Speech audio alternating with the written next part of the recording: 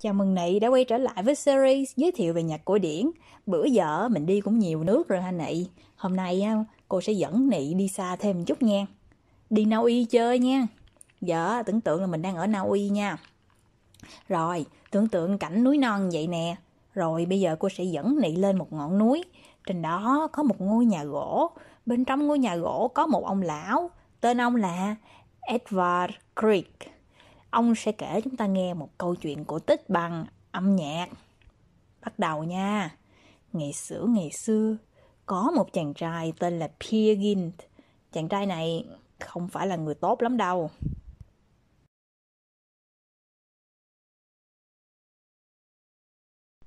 Peer Gynt là một chàng trai nghèo khổ, sống cùng mẹ trong một ngôi làng.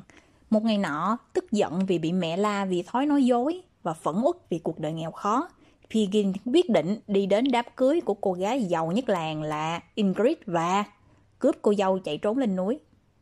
Nhưng sau khi cướp được cô dâu, chàng ta lại quyết định bỏ cô dâu này lại trong rừng và đi tìm một người khác phù hợp hơn. Tệ quá Nị ha.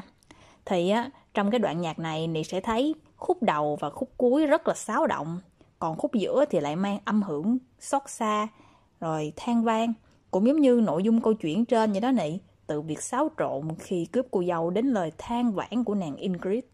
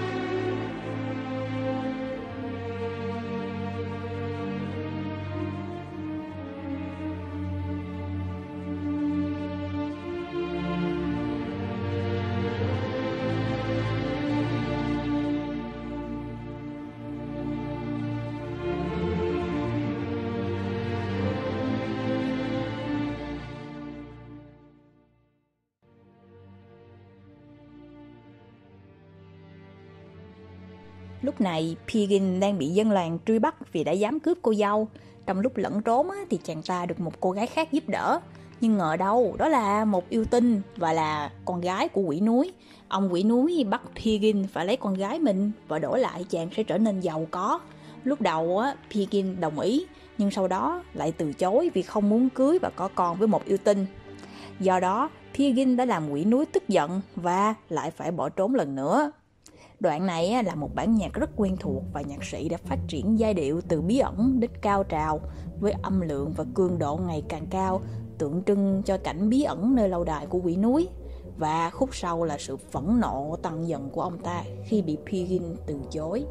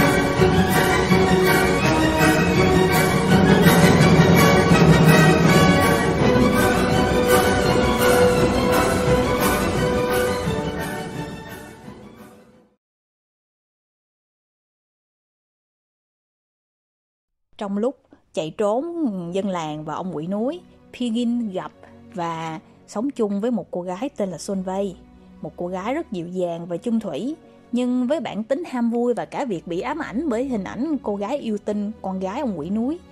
Piggin quyết định rời bỏ Solveig với lý do là để tìm liều thuốc chữa lành tâm hồn. Trước khi đi, chàng ta có ghé qua thăm mẹ của mình là bà East. Lúc này bà đang hấp hối. Thì đoạn nhạc chỗ này rất là thê lương, lặp đi lặp lại nhiều lần, báo hiệu cho những giây phút cuối đời của bà East.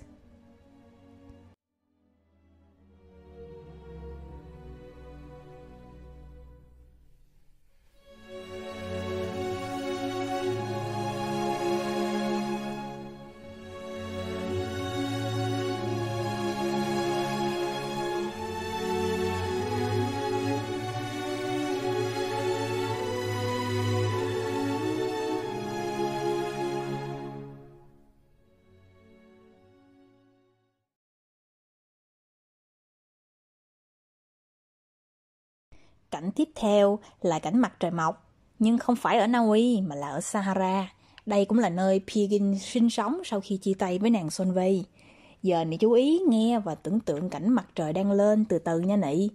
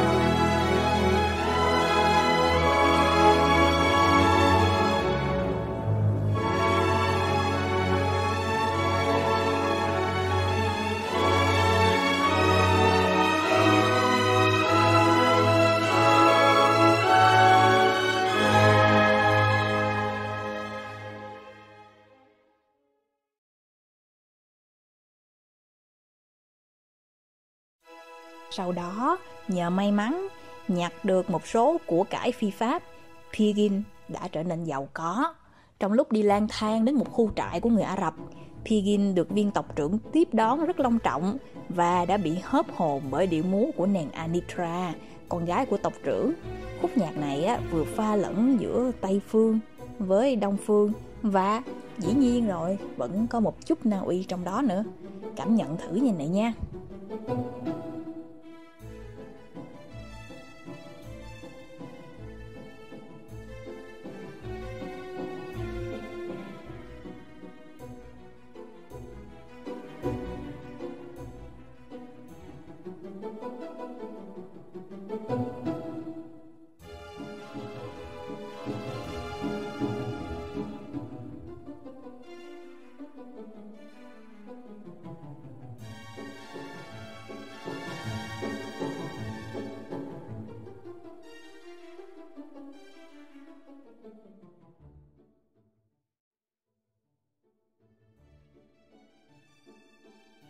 Sau khi bị nàng Anitra từ chối, Piggin lưu lạc đến Ai Cập, rồi sau nhiều trắc trở, cuối cùng chàng ta cũng quyết định trở về quê hương trên con tàu chở đầy của cải.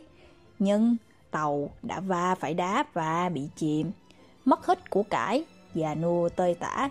Piggin giờ đây đặt chân lên đất liền và gặp lại nàng Solveig năm xưa. Giờ nàng cũng đã già nua, nhưng mà bao năm qua vẫn chờ đợi hắn. Không một lời trách móc, nàng Solveig ôm lấy hắn vỗ về, hát cho hắn nghe bài ca của nàng. Thì bản nhạc xúc động này cũng là bản nhạc kết thúc vở kịch Piggin của nhà soạn nhạc tài ba Edvard Grieg, và cũng là bản nhạc kết thúc chương trình hôm nay của mình đó Nị. Giờ Nị nghe thử nha, mong Nị thành người đàng hoàng. Bye Nị.